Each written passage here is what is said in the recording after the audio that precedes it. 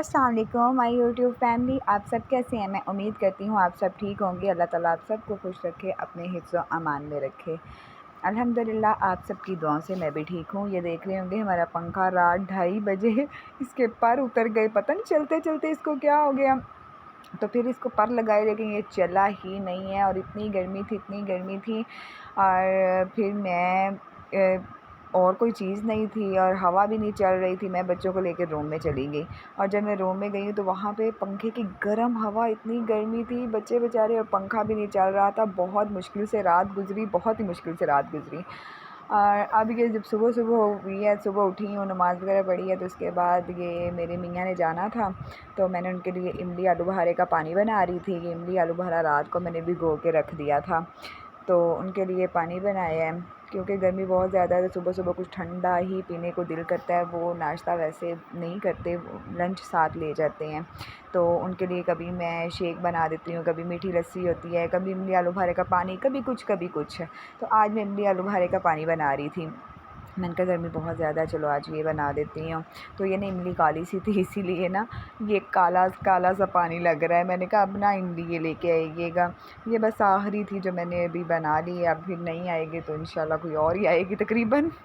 यहाँ पे मैंने उनका लंच तैयार करी थी, उसके साथ लंच लेके जाते हैं। याम का मुरब्बा था, और ये मैंने बना के पहले फ्रिज में रखा हुआ है, तो फिर रोज़ ना लंच के साथ थोड़ा सा इन्हें दे देती हूँ। सालन होता है, रोटी इतनी, पराठे बना देती हूँ, और ये साथ में मुरब्बा या चटनी या अचार जो भी हो वो फिर मैं उनको साथ दे देती हूँ।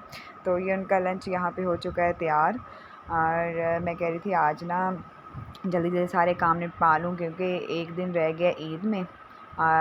तो यहाँ पे मैं नहाई थी, गर्मी बहुत ज़्यादा थी। मैंने कहा चले पहले मैं खुद शावर ले लूँ, तो फिर ही बाकी कोई काम करूँगी, क्योंकि पसीना इतना आता है, इतना आता है कि अपने आप से स्मेल आने लग जाती है पसीने की।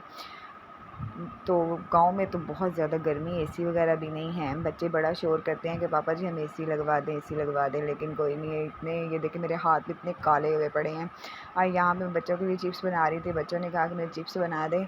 और आपने मेरा थंबनेल देखा होगा, मेरे साथ आज बहुत बड़ा फ्रॉड हुआ है, और मुझे इतना रोना आ रहा है, इतना रोना आ रहा है, दिल कर रहा है मैं बैठ के रो ही लूँ। मुझे ना अचानक एक कॉल आई। मैं आप सबको भी बताती हूँ कि आपके साथ भी अगर ऐसा हो तो मेरे जैसा पागलपन ना कीजिएगा, इतने ईमानदार ना बनिएगा।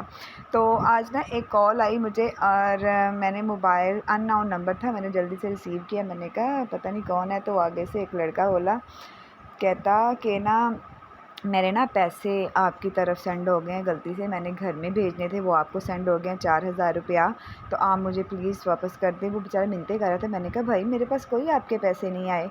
तो कहता नहीं बाजी आप देखें आए हैं, बाजी प्लीज़, बाजी प्लीज़। तो मैंने ना जल्दी से, उसकी कॉल ख़त्म हो गई तो मैंने जल्दी से मैसेज खोला, मैंने मैसेज देखा, और वाकई 4,000 का मैसेज आया हुआ था। तो उसने फ़ौरन ही बैक कॉल की, कहता जी बाजी। मैंने कहा हाँ पैसे तो आए हुए हैं।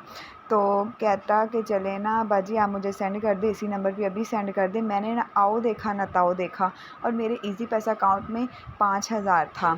और मैंने ये ना पागल ने देखा कि उसके पैसे ऊपर शो हो रहे हैं या नहीं हो रहे, और मैंने 4,000 उसको सेंड कर दिया। और जब थोड़ी देर बाद मुझे पैसों की ज़रूरत हुई, तो मैंने ना जब अपने पैसे देखे तो उसमें मेरा 1,000 रुपया वापस। मुझे इतना दुख हुआ। फिर मैंने सारी वो ट्रांज़ैक्शन हिस्ट्री गई, और उसमें सिर्फ पैसे रिसीव नहीं हुए थे, मैंने ही पैसे 4,000 सेंड किए हुए थे। इतना बड़ा फ्रॉड, इतना बड़ा फ्रॉड। और आज मेरा दिल नहीं कर रहा कि मैं कोई काम करूं। वो चावल हमारे घर में आए हैं, तो वो भी बस ऐसे ही बिखेर दिए हैं, क्योंकि वो गरम गरम बहुत ज़्यादा थे, तो उन्हें हम ना पहले वो ठंडे करके फिर ही किसी चीज़ में, वो भड़ोले में डालते हैं। तो वो चावल भी, मेरा दिल ही नहीं कर, मुझे सारे घर वाले पूछ रहे हैं क्या हुआ, लेकिन मैं बता नहीं रही कि अपने पागलपन पे। मैंने क्या बताऊँ, एक दोस्त को बताया तो वो कहती इतनी तो ईमानदार बन रही थी, किसी से मशवरा कर लेते हैं। मैंने कहा मैंने उसका मैसेज देखा, लेकिन वो फिर उसने कहा मैसेज देखो कहाँ से आया है, तो मैंने देखा कि वो मैसेज तो उसके नंबर से आया था, 3737 से तो आया ही नहीं है। तो इतना मुझे अफ़सोस हो रहा है, इतना अफ़सोस हो रहा है।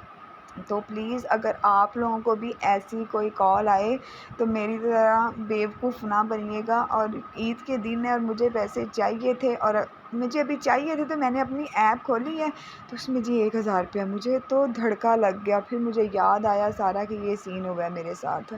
और आप लोग भी थोड़ा सा एहतियात रहिए और ऐसे फ्रॉडिये अल्लाह माफ़ करे, क्या बन जाएगा ऐसे इन लोगों का। और मुझे बड़ा रोना आ रहा है, इतनी मेहनत की कमाई है और ऐसे किसी ने अब उसका नंबर ही बन जा रहा है। तो बड़ी बेदिली से आज मैं सारे काम कर रही हूँ, पर किसी को बता भी नहीं रही। अपने मियाँ को तो बताया ही नहीं है, वरना बड़ी डांट पड़ेगी। तो यहाँ पे मैं फलियाँ बना रही थी। आप मेरे फलियाँ बनाने का तरीका देख लें मैं कैसे बनाती हूँ। मेरी एक दोस्त थी स्कूल में, एक दफ़ा बात हुई तो वो कहती मैं फलियाँ प्रेशर कुकर में बनाती हूँ और पानी भी डालती हूँ, गलती नहीं है। मैंने कहा हाय अल्लाह, ऐसे कैसे बनाती हो? मैं तो ऐसे नहीं बनाती। मैं तो फलियाँ जस्ट डाल दी, वो फलियाँ और प्याज और हरी मिर्चें कूट के डाल दी, घी में ऑयल ना इनको फ्राई कर लिया और उसके बाद उसमें मिर्च और हल्दी डाल दी बस। और थोड़ी देर के लिए ना फिर उसको हम रख देते हैं नम दे के। वो नम में ही बन जाती, पानी का तो कतरा भी नहीं डालती मैं। ये मैंने नम दे दिए।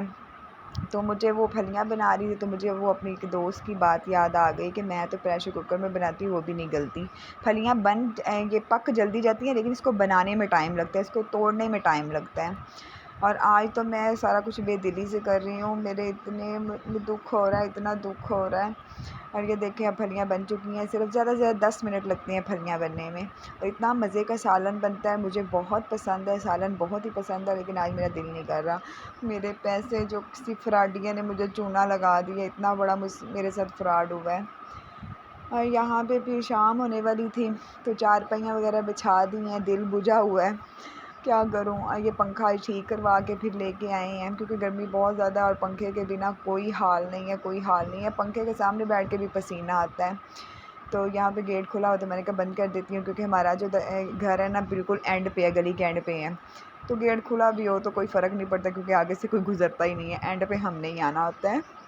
तो यहाँ पे बस शाम हो चुकी है। तो खाना वो सालन तो बन गया था मेरा, रोटियां बनानी थी, लाइट चली गई थी। और ये जो चूल्हा है ना वो चार्जिंग पे है, तो फिर हमने ना साथ छोटी सी बैटरी रखी हुई है, तो फिर वो बैटरी वाला चार्जर इसमें लगा देते हैं तो आग जल जाती है। ये इधर से ना ये बटन है, इससे स्लो भी कर लेते हैं और इससे फास्ट भी कर लेते हैं। और यहाँ पे मैं बना रही हूँ रोटियाँ। कैसी लगी वीडियो और बताइएगा ज़रूर। अगर चैनल पे नहीं हो तो चैनल को सब्सक्राइब कर दीजिए।